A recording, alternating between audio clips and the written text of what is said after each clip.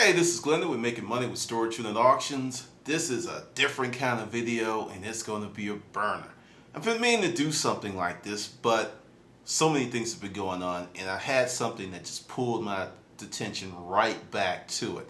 Let me read you a statement made by Making Moves Major.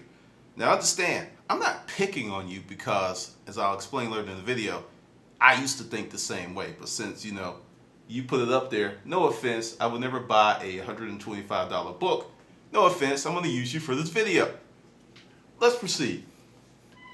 Now, long time ago, BC, actually before 2000, I got this course. Wow. Actually, hold on. I got this course right here. This is mine. This is my own lead to fill. If you can see, it's scratched up. It's dented a little bit. This is the case. The CDs are good. I paid $99.95 for this when $100 was very significant. This was in the 90s when I bought this. I've had this maybe 13 years. 14 years. And when I bought it, well, let me go back and explain how, also, I endorse this company. They're not paying me. I've gotten a lot of training programs from them, but Nightingale Conat, let's see if you can see that right there. Yeah, check them out. The way that they used to do it, you would get a 30-day trial run of the CDs. They would send it to you. You go online. Well, actually, it wasn't online. This was done by mail and stuff. When you think, yeah, this was done by mail. And they would advertise in Inc. magazine, Success, anything like that. And you would fill out the card or call them up and they would send you, I got this, the trial for 30 days. And after 30 days, I couldn't give it back. I had to give them the $100. And listen to what I just said. I tried it out for 30 days for free. It was so good. I kept it and paid $100 when I was impoverished. Back then, shit was not going well for me. That's why I can relate to a lot of the letters and emails and things and comments that I get from you, because I've been broke as shit. When I got this, I wasn't making a lot of money. When I say it hurt, it hurt. And that's not an endorsement for you to go out and hurt yourself. I want you to listen to this whole thing as I lay it out, because essentially what Making Moves Major is saying, not even between the lines, blatantly is, that shit ain't worth it to me. It's a value proposition. And I used to think exactly like that.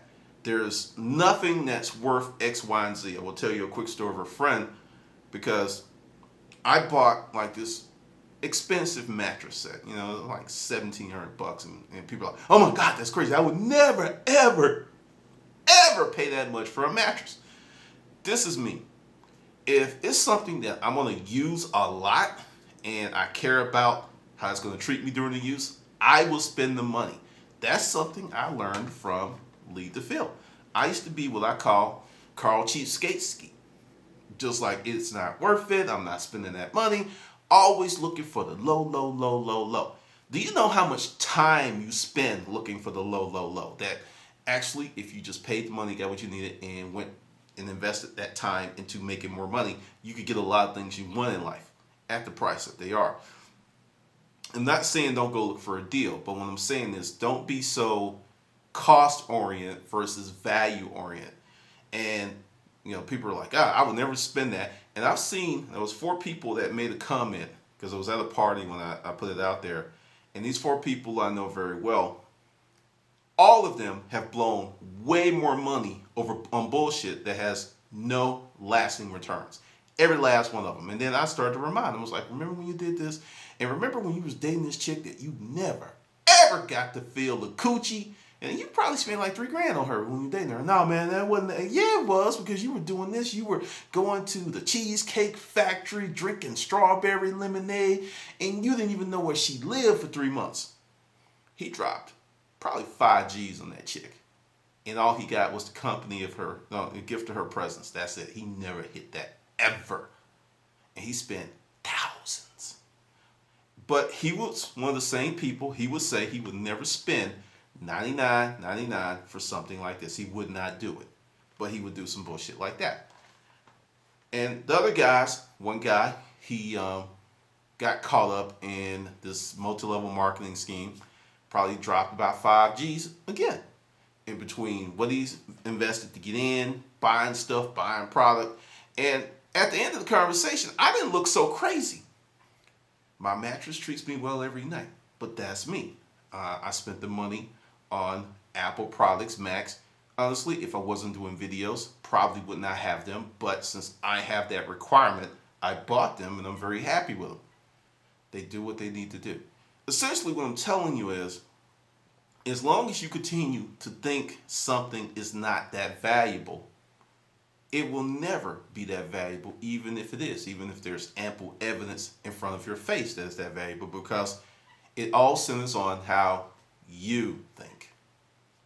And I was lost in that for so long. You know, I was just totally lost in that. It's like, well, if it's a book, it should be this. If it's a CD, it should be this.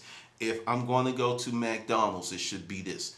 In our minds, we have these inherent benchmarks of value and what it should be, what it shouldn't be. And anytime something goes past that benchmark, there's a mental collapse, there's problems, there's repercussions and consequences, because there's a mental boundary that's been breached. And then, you know, you can just take it, go to DEFCON 4, and it's like, I ain't doing that. I have another friend who probably will disown me after this video, who would not spend this kind of money, but I know over the years, he's probably spent about 50 G's in strip clubs. To me, that's just not the proper allocation of resources. If he had taken that 50 G's and put it in just a regular run-of-the-mill savings account, he would have more money. And you know those suck. But that's the thing. What is your value proposition in life? What do you find is valuable? Because I'm going to tell you something, and this is really going to hurt. It's going to hurt. Your life is what it is because of the decisions that you made every day of your life. This does not happen in a vacuum. You know, the decision that you made in 2000, whether it was to go to college, to read more books, all that stuff has an impact on today. Every bit of it has an impact on today. You can't mull over it, you can't stew over it, and you can't change it. So if in 2012 you're going, I'm not going to open up my own business, I'm not going to do this, time is ticking, whether you choose to act upon it or not. Time is ticking. I'm going to tell you something else and I love this. You know, I fully endorse it. When we did the webinar the other night, someone sent me a comment. He got it. He loved it. Go on Amazon, get it. It's worth, and you're going to get it for far less than what I paid for. Did you hear me? You're going to actually get it on sale, because I'm keeping my copy because I listen to it every now and then, and it reminds me of the things that I need to do to be successful. Now, there's 2 titles on this video. One with, you know, Earl Nightingale changing my life, and the other one is how a $99.99 audio course enabled me to make money for well over a decade. Now, this is the thing that many people miss when they're looking at stuff like this. Earl Nightingale, I love this. I'm gonna rub on it. I love this. Earl's my dude. Led me to this. Power Your Subconscious Mind by Dr. Joseph E. Murray. I've put this out there. Get this book, read it. It's some things are kind of antiquated, but you're really going to pull great information out of this. Earl Nightingale led me to this. I still use this. This book was written, I mean, you know, look at it. It's marked up. I'm always in there. That's one of the reasons that I led with the print edition of the book, because I know I like to mark up books and stuff. It's fun to me. At some point, you're going to be able to do that with ebooks, but, you know, whatever. But it led me to this book, which still has a lot of value. And this book, copyright 1992. This book was written in 1992, and it still has value in 2012, which is 20 years. 20 years. So this is the thing that I want you to understand. Good information doesn't spoil. It may be, you know, Some of the information may be a little outdated or things may change, but the genesis of good information will lead you to seek out more information. That's the thing, because you can read these old books and you're still going to find things that are relevant to the day that will impact your life. And when I say life, we're talking about money. Let's just put it on the table. We're talking about money. Lead the Field has enabled me to make thousands and thousands and thousands of dollars from $100 investment. And then this is an investment because, a lot of times people's like, when you're going out with a person and it's a date, it's an investment. That's not a fucking investment. It's a date. You're spending money to hang out with someone. That's not an investment. If you are taking a business client out, that's an investment to the point you can write that off on your taxes. That's an investment. But just hanging out, spending time with a person, no. So, with this being an investment of $100, the dividends, the returns are incalculable. I can't tell you how much money I've made since getting this course.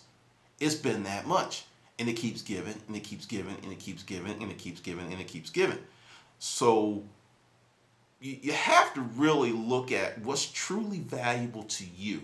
Because going back to that thing where it's, hey, if your life is fucked up, it's pretty much your own fault. I know I've lost a lot of people with that. People are like hitting the unsubscribe button with gusto. But if your life is fucked up, it's your own fault. I don't care if you're black, gay, green, blue, purple. It doesn't matter. Does racism exist? Sure does. Will it stop you from being successful? Nope, it won't. Is being a woman a hindrance? Are there still sexist policies in place? Sure, yeah, they are. Will that stop you from being successful? Nope. What will stop you is you. If you want to be successful, and understand, in 2012, the things that are going on right now, you can do something, create a business, and no one even knows who you are, your sex or gender. So that's when I said, only thing that's stopping you is you, because you can set some stuff up and no one's going to know. And I will share this with you. When my partner and I were doing eBay, and my partner was black, we would wear gloves or hide our hands when we did pictures, and our hands had to be in the picture. So there would be no instance like, well, we're not going to buy it because they're black. No one freaking knew. No one knew I was black. No one knew my partner was black. All they cared about was they saw a product that they liked.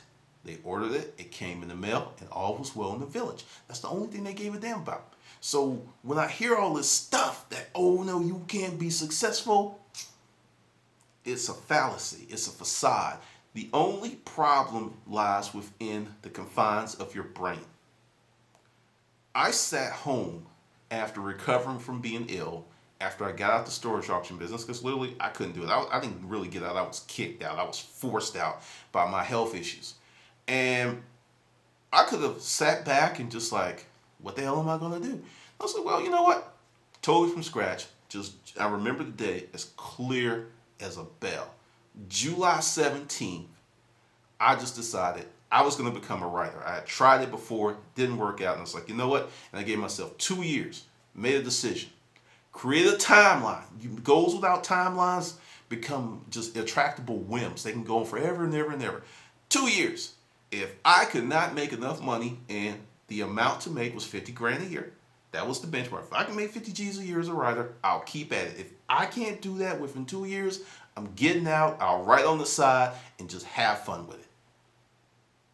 A desire, a plan, execution. And let's just throw it out there. My first book was fucked up. Let's just throw it out there. It was. Did I stop? No, because my goal was, and I had 2 years. Being a business owner and going through so many businesses, you're going to screw up. And that, to me, is one of the biggest things that knocks people off the path of success. Because the minute they make a mistake, you may have 15 people in your corner. You'll have that one aunt, uncle, your father, your mother, that good friend.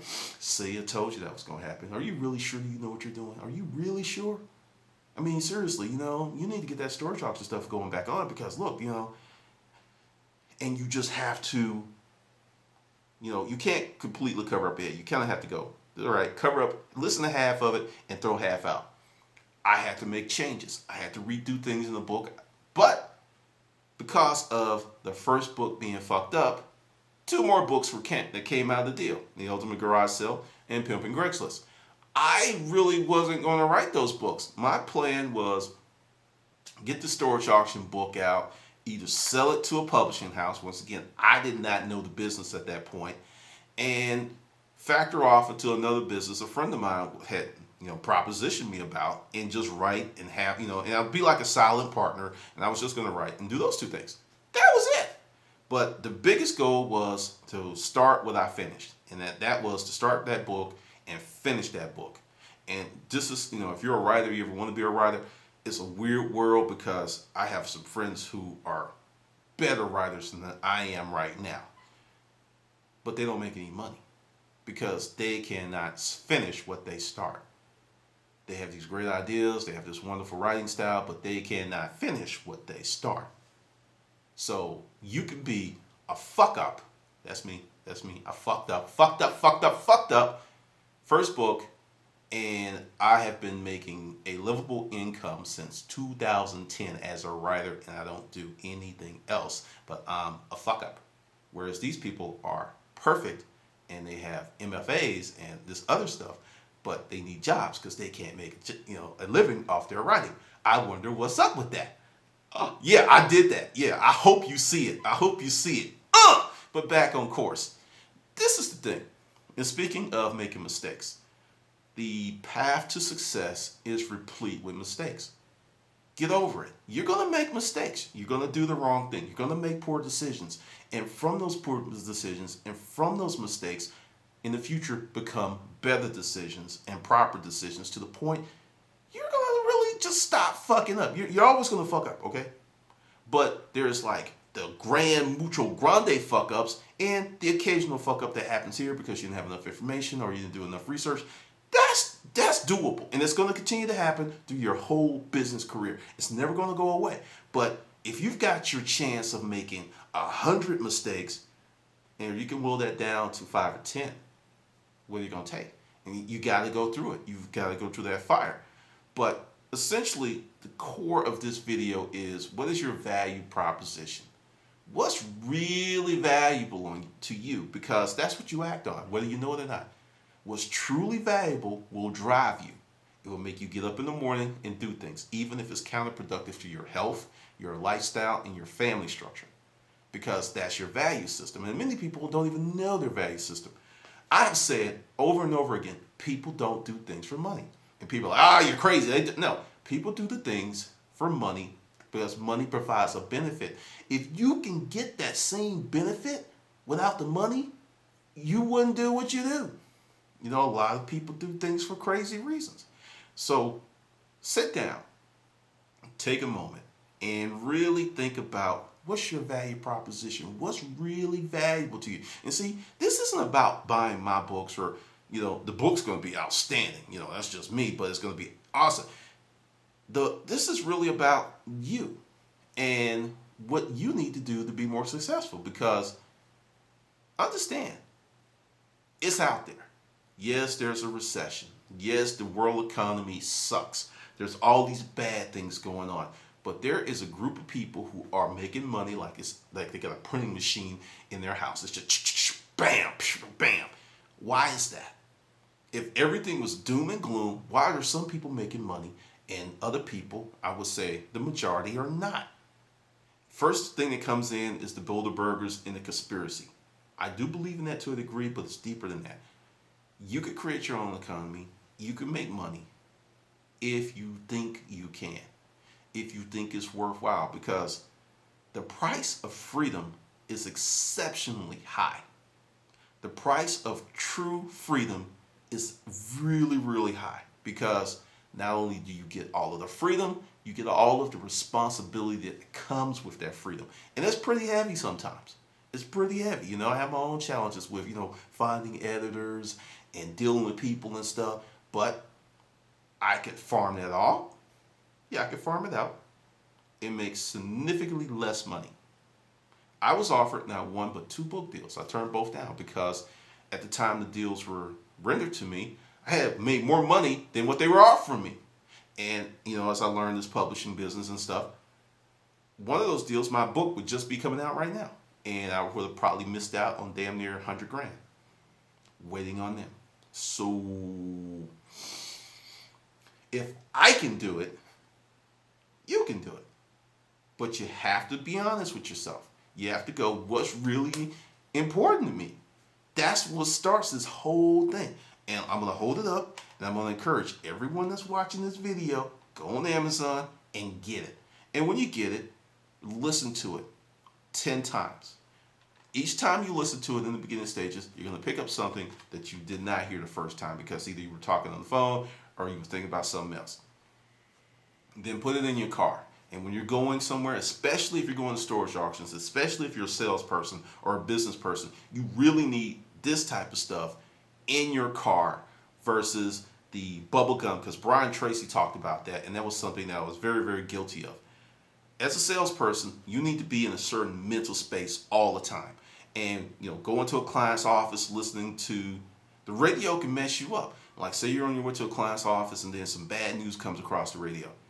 That little depression can screw you up in that sales meeting because your mind gets taken out. You think, you get yourself back in, you prepare.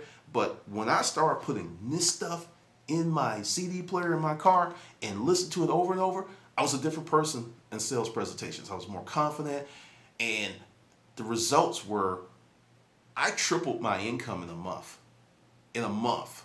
Same me, same customers, same products. The only thing that changed was me.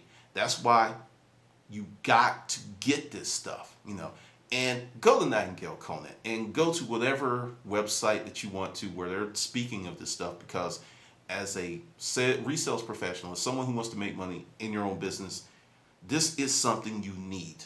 You're going to need it because there's so many highs and lows with having your own business. You need something that's going to keep you on that straight path, that's going to keep you going in the right direction. And that's what Lead the Field does for me. I am eternally grateful to Earl Nightingale. You have no idea, because some of the principles in this Lead the Field, when you're in business meetings or you're talking to people, and this stuff will start rolling at your head, and you'll just start seeing this stuff. It's kind of like that. You're at bat and the ball's coming at you in slow motion. It becomes that kind of feel because you're just sitting there like, yeah, I know what this fool's about to say. You're just sitting there like, you know how he's going to respond, and you're just like, I got this. I can't describe the feeling when you get it and it comes together and it starts working, but it takes work to get to that point. Going back to my scrub days, it was a period after my divorce. I did not have a car for 2 years here in Metro Atlanta. I was a scrub. I wasn't even hollering at chicks at the passenger side. I wasn't really doing nothing. Didn't have a car. Got fired from my job. Just did a whole bunch of stupid stuff because I was just all messed up. And I went from that to being a successful entrepreneur in not one business, but several. And I was like messed up. I mean, scrub.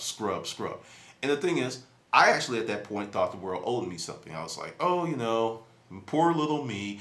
I had not a pity party. I had a pity festival. The dancers were there, the drums, and they were bringing out drinks. The whole thing was going on in effect for far, far too long.